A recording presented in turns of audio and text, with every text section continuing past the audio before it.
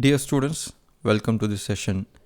Now we are going to see what is meant by inflation adjusted decisions. Let us see the definition of inflation first. It is defined as a sustained rise in the general price level. It is an economic condition where there is a rise in prices resulting in the fall in the purchasing power of money. This is the definition of inflation. We have the procedure to adjust inflation. It is first step is estimate all the cost or returns associated with an investment proposal in terms of today's rupees. Modify the cost estimated in step 1 using an assumed inflation rate so that at each future rate they represent the cost returns at the date in terms of rupees that must be expanded or received at the time respectively.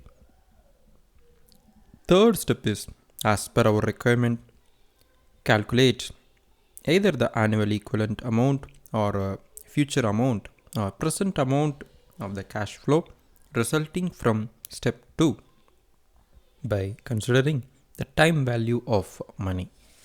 These are the 3 steps we are going to follow in adjusting inflation. Next, we are going to see some types of inflation. There are 4 types of inflation.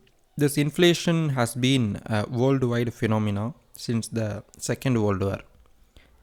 It is only a general term and there is a different types as shown here. There are 4 types. It is creeping inflation, moderate inflation, galloping inflation, hyperinflation. We will see one by one. First is creeping inflation. As the name itself suggests, creeping inflation is a slow moving and very wild. The rise in prices will not be perceptible but spread over a long period.